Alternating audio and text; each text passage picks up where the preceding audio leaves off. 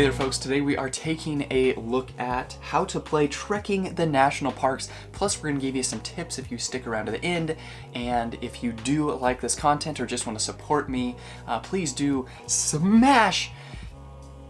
You don't have to smash it, just, press the subscribe or like button. It helps out if you want to. Let's go ahead and dive on into it. Alright, so let's show you what all we've got out here. Obviously we've got the board. We're going to take all of these little pieces right here and we're going to put one randomly on all of these locations. So you can see all of these locations right here are marked kind of like so. And so there are going to be some of these that are red, like this one right here. You're still going to do those. Those are the major parks, which we'll explain in a little bit. And then you're going to put all of your figures, depending on how many people you're playing with.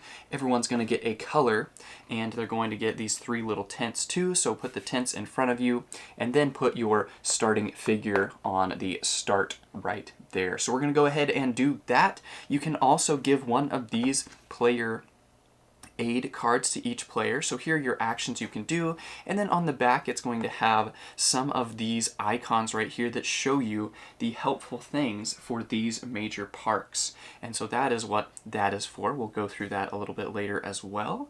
Then we're going to have the national park cards. So these are what they look like. I've got them just for space covering each other. Normally you'd have them laid out, and so we've got a bunch of these. When someone takes one, we'll go ahead and flip out another one. And then we've got the red bordered cards. There's 6 of those, I believe. You're going to shuffle them up and deal 3 out. Again, we're saving space just by stacking them like that. Those are going to stay out the whole game, so if you go to one of those, you'll put your tent on it to showcase that you've been there already. We'll show you that in a second. And then these are the bonus points you get at the end. The person who has the most yellow stones is going to get 7 bonus points. The person with the second most is going to get 5.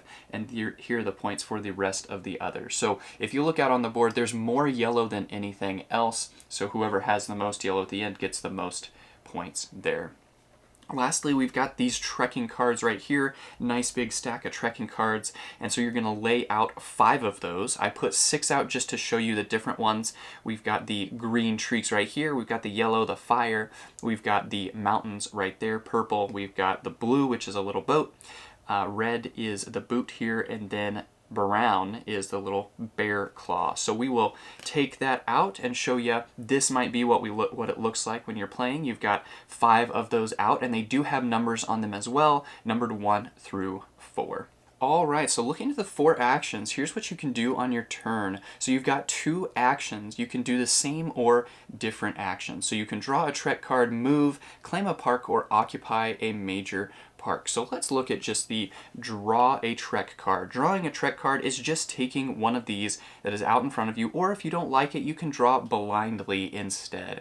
So let's say that maybe we were trying to complete this card. You can see the icons at the bottom, and so to get that card, we would have to be at Rocky Mountain, and we would have to have these symbols right here. So we'd have to have 2 mountains and 2 of the green trees. So if we wanted to try and get there and complete that card, that would give us 10 points if we're able to do that. So let's go ahead and use both of our actions to take this green card and this purple card right here, because those are 2 of the icons that we need, and then we'll just replace them just like so. So these are our cards. We'll go ahead and hide those. Next person would take their turn. Then if we want to move, let's show you how to do that action. You would look at the cards in your hand, and here you're only looking at the numbers. You can play as many cards as you would like. So if we wanted to, we could play both of these cards and move 6. You just add them up. You have to move that exact number, and you can't move through other people. So if green was right here, we could not move through that green person. But let's say green was here, and then we played the 2 right here. We're going to go ahead and move 2 spaces. So we would put that in the discard pile, and then we could move 2 spaces, 1, 2. If we end on the same space as another player, they go back to the start. So that is how that would work if you land on the same space that someone else is. Now let's say we're trying to get to Rocky Mountain. That is not too far away. Let's go ahead and spin the 2 right here. We're going to move 2 spaces, 1, 2. If you land on a space that has a gem, if you end your turn there, then you get to take that gem. So we went through Wind Caves. We don't get to pick that one up, only the one that you end on. So we end there and we get to pick up the little piece right here, the little gem or whatever you want to call it. We get to pick that up and keep that for end round bonus points as well. So that is the move action, and you do have 2 actions, so if we wanted to, we could move and then we could draw another card for our second action. So let's go ahead and do that and draw this card right here. Then the next person would go, and let's say we go a little bit further on in the game. We're going to need a purple. Let's see if we can find ourselves a purple real quick. Find a purple real quick. There we go. So if we're at Rocky Mountain and then we're able to pay the cost right here, it's going to take 2 purples and 2 greens. Now the numbers don't matter. The numbers only matter for the movement. So, but if we had these 2, we could claim a park. So we're going to spend these cards right here to claim Rocky Mountain. We're going to put that in our personal stash. We're going to have 10 points from that at the end of the game. And then we're going to take just another one of these and put it out. And these would, again, be spread out, but just for the sake of space right here on my smaller table, we've got them nestled like that. So that is the action for claiming a park. And then the last thing is occupying a major park. So you can see right here, this major park, we'd have to get up to Denali. So if we got up to Denali, and these are marked with the red border, all of the main kind of major national parks. So if we landed there, we'd get to take this if it wasn't already done. And then if we have what we need to pay for this, the 2 purples, let's say we had those 2 purples, we could pay those to occupy a major park. That's the last action here. And what you do when this happens is you take your little tent, you leave the card out. Everybody can do that during the game. And so you don't take the card like you do with the other regular cards here.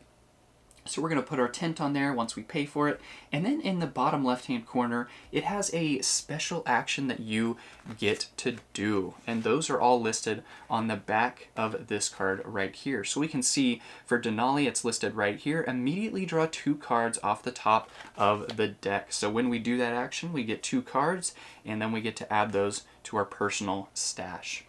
So those are all of the actions that you can do during the game.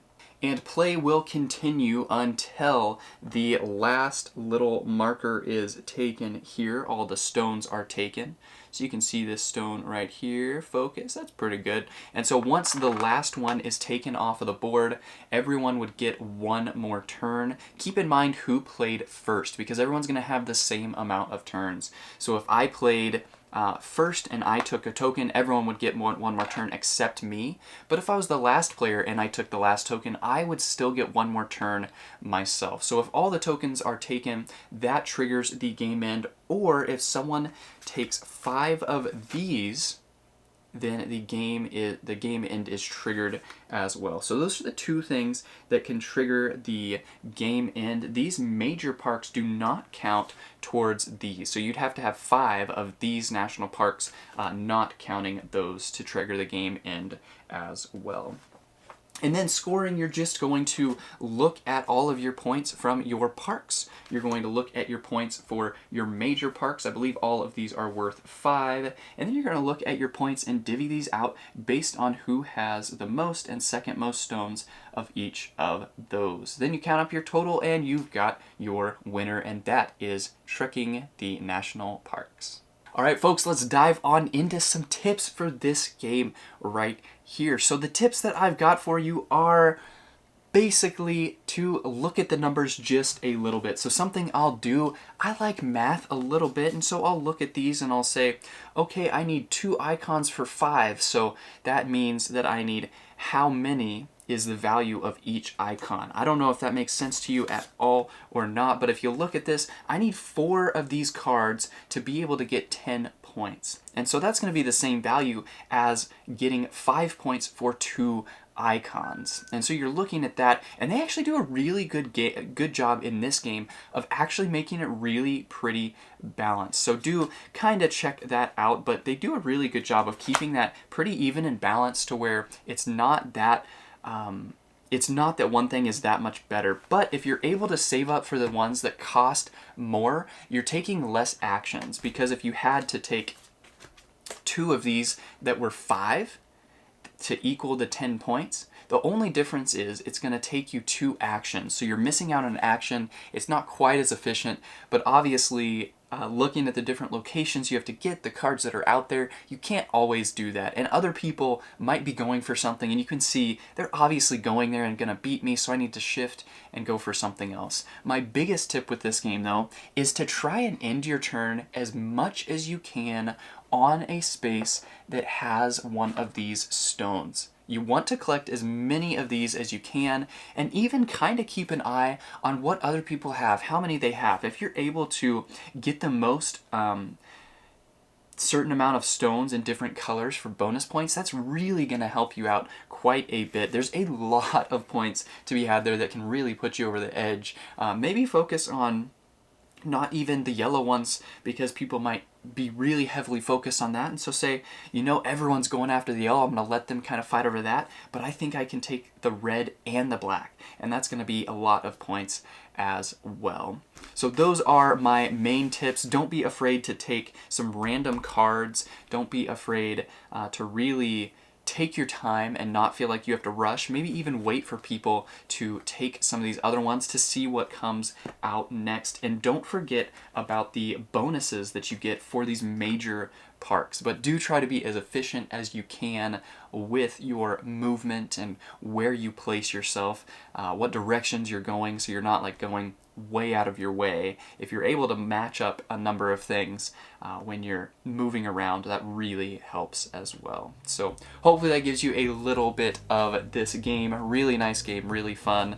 I think it's a great kind of next game if you enjoy Ticket to Ride. It gives you a lot of that similar feel, but does have some differences that I think I like quite a bit. So hopefully that helps you guys learn this game and maybe have some ideas of how to score a few more points as well. That is Trekking the National Parks. Thanks a bunch.